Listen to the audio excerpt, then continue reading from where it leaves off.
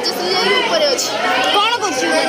ତାଙ୍କୁ ସଜ କରିଦେବେ ମାନେ ତାଙ୍କୁ ସବୁ କ'ଣ କହିଲୁ ଆସିବେ ସାଙ୍ଗେ ସାଙ୍ଗେ ଆସିବେ ସାଙ୍ଗେ ସାଙ୍ଗେ ସେ ସଜ ହେଉଥିଲେ ତାଙ୍କୁ ସଜ କରିଦେଇକି ତାର ଖୋସା ଫୋସା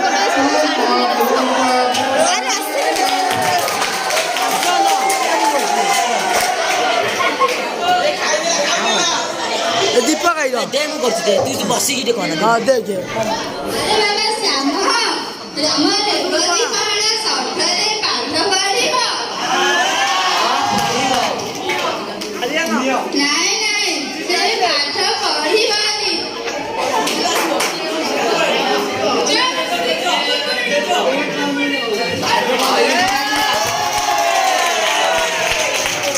अरे खाइता पुते आड़ी तो डाली पानी टिके आड़ीबू ए लूण भी टिके आणे अरे बापा श्याम कोन मां हम रेवती कोन सदरे पाठ पढ़िबो से पढ़िबा कहछि त पढु से हरेश पटनायक दुई झियो पाठ पढ़ा सहित भागवत संजाळती भी करूछंती नहीं नहीं जहाँ भी है जाओ हमारे रेवती पाठ पढ़िबोनी चल पड़ी तो कोई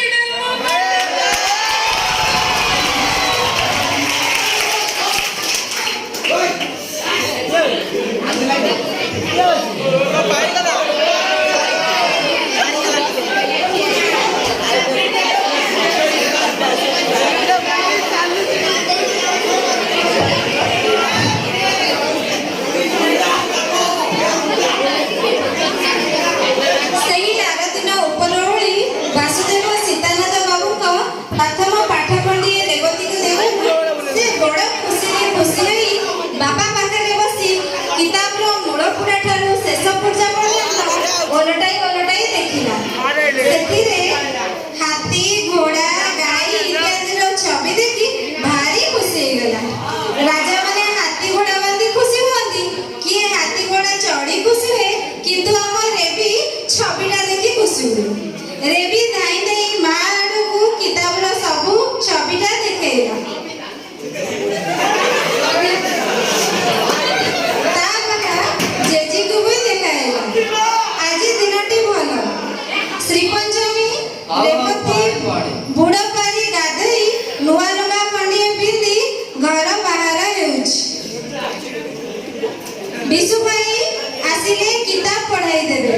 ବୁଢ଼ୀ ଭୟରେ ବିଦ୍ୟାରମ୍ଭର ଆୟୋଜନ କିଛି ହୋଇନାହିଁ। କେବଳ 6 ଘଡ଼ି ସମୟରେ ବାସୁ ଯାଇ ପଢ଼ାଇ ଦେଲା ସ୍ୱର ଅ ଆ ହର୍ଷଇ ଦୀର୍ଘଇ ହର୍ଷଉ ଦୀର୍ଘଉ ଇତ୍ୟାଦି ପ୍ରତିଦିନ ପଢ଼ା ଚାଲିଲା।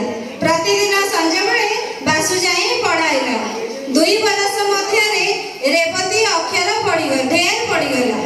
ମଧୁର ଆଉ ଛାନ୍ଦ ମାଳ ପଡ଼ିଯିବା ବେଳେ ପାଟିରେ ବାଟୁଳି ବାଜିଲା। ଦିନେ ସନ୍ଧ୍ୟାବେଳେ ମା ପୁଅ ଦୁହେଁ କଥାବାର୍ତ୍ତା ହେଲେ।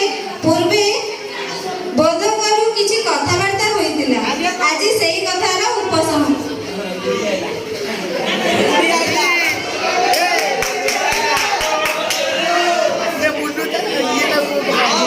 ଆମ ରେବତୀ ପାଇଁ ବାସୁ ଭଲ ହେବନି କି? ହଁ ଭଲ ତ ହେବ, ହେଲେ ଜାତି କଥାଟା ବୁଝିଛୁ ତ? ମୁଁ ଏଯାଏ କରୁଥିଲି କଣ ଜାତିଟା ହେଲେ ଭଲ। ଧନ ଦୌଲତର ବିଚାର ନାହିଁ, ହେଲେ ଆଗ ପଚାର ଏ ଆମ ଘରେ ରହିବ ଯଦି। ହଁ ହଁ ଆମ ରେବତୀ ଯିବ କୁଆଡ଼େ? ଆଉ ଯେ ତାର ମାମୁଁ ମାଇଁ ନା ଆଉ କଣ? ଏ ଭଗବାନ